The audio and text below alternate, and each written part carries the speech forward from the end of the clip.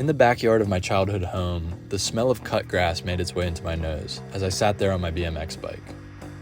I was watching my best friend, who was speeding toward the large mound of dirt in the middle of the yard. My dad dumped it there for a landscaping project, and we were beyond excited to hijack it for our bike jumps. The mound was taller than both of us combined, so we needed to pedal at full force, starting the whole way back at the street. We'd navigate the asphalt driveway and avoid the cracked recessions that had been pressed down by years of heavy parked vehicles, and we'd attempt to follow the smoothest parts of the driveway for maximum speed. My friend had just cleared that driveway section and rocketed between the open fence gate. The tires of his bike transitioned from crunchy asphalt to slippery grass, and he cranked the pedals once more. Before this attempt, he swore to me that he could do a backflip. Bullshit, I told him. But he persisted. "Watch me," he shouted as he rode away toward the starting point. So I continued to watch him as his bike curved up the packed-in jump face that we had stomped into the pile. To this day, one of my favorite things to witness is the way that dirt forms and molds to the impressions that our bike tires make pass after pass. Having just hit the dirt jump myself moments before, I knew that my friend was definitely not going to get enough pop off the lip for any trick, let alone a backflip. The pile was just too huge, and who were we kidding? Neither of us knew how to do a backflip. But he continued up the pile. First, his front tire went airborne, followed by the rear of his bike. He leaned back as hard as he could, and for a moment, as he flew through space, I thought I might have to eat my words. Just as soon as he and his bike lifted into the sky, he came crashing back down on the other side of the pile. Body first, bike second, absolutely pummeling the wind out of him. "Ha! I told you so," I said to him as he lay there enveloped in a cloud of dust. Through determined wheezes, he said to me, "Yeah, well, my dad could do a backflip on his dirt bike." Now, I don't know if that was true or not, but I do know that my best friend's dad was his hero. He held a legendary status in my friend's mind that influenced almost every harebrained idea my buddy came up with as we rode around the neighborhood on our BMX bikes, looking for jumps to test our skills on.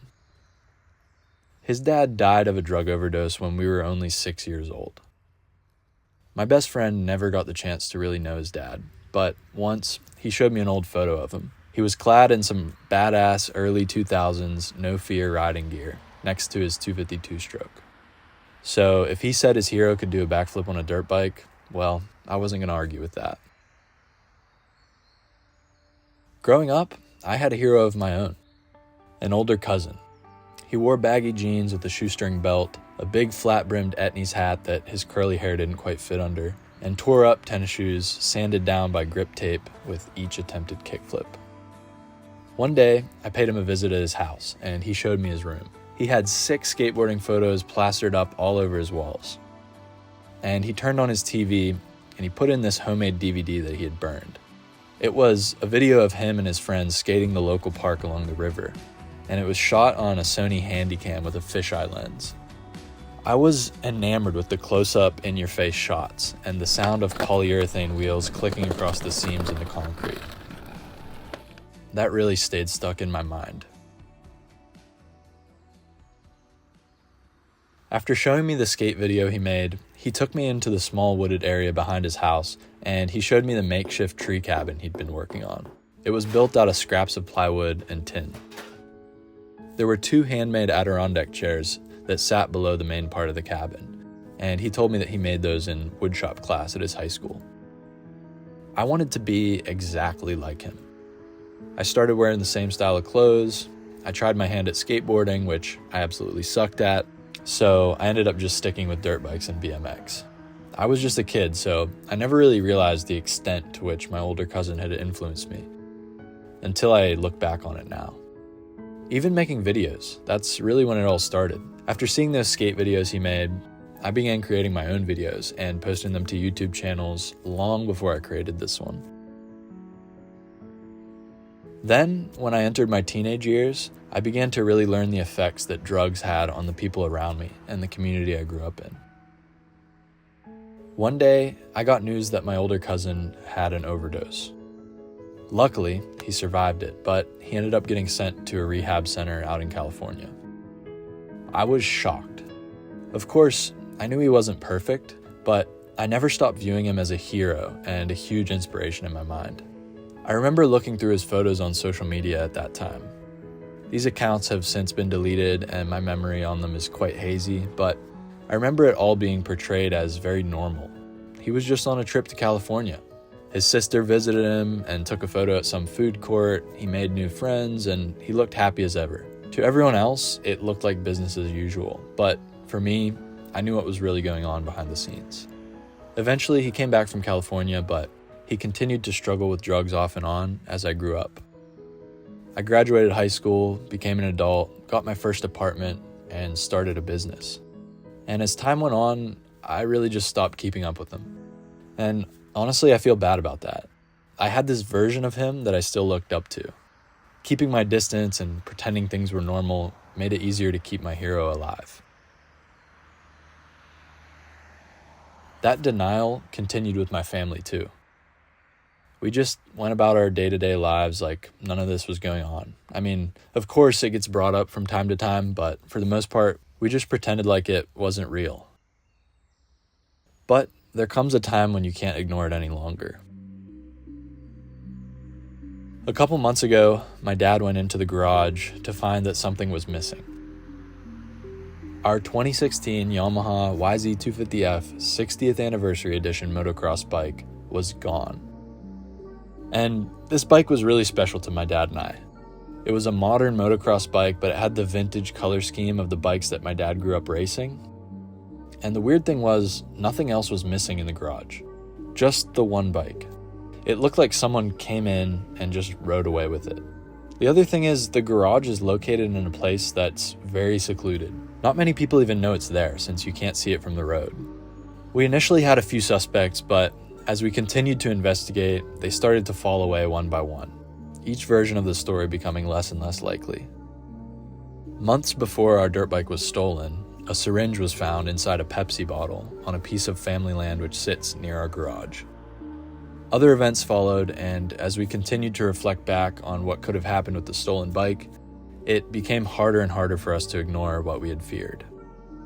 In addition to that, people kept telling us it's usually someone close by that you know personally. We posted about the theft online, telling people to keep an eye out, and we received a ton of comments. Most of them were positive and encouraging, but a few were just downright brutal, reacting with pure hatred, calling for blood, wanting justice. And those hateful comments really frustrated me because it could have been my cousin who did this. And I don't want blood or some kind of justice. I just want answers. And I want to be clear that I have no proof that it was him. And honestly, that doesn't even matter. The real tragedy isn't a stolen bike. It's the years of struggle, denial, and pain that led to him even being a suspect in the first place. The truth of it is, drug addiction isn't just one person's problem. It's a systemic issue that is ripping through entire communities at a level I don't think we're fully aware of. According to the Pennsylvania Department of Health, there were 5,356 unintentional overdose deaths in Pennsylvania in 2021. Think of each mother forced to grieve the loss of their child, each friend losing their closest confidant, and each child having their role model ripped away from them before they're even old enough to speak. Even still, that statistic can't account for everything else. It leaves behind all of those people who struggle with drug-related problems daily. The friends and family members who lose trust in them and end up cutting them out of their lives, and the people who look up to them as heroes, having that vision slowly broken down over time until there's nothing left. But the worst part of it is, for most people, it's easier just to look the other way and pretend that none of this is happening. Families will continue to deny it, and communities will refuse to acknowledge it until it's too late. It doesn't become real to most people until another number gets added to that death statistic. And even then, it quickly becomes an afterthought.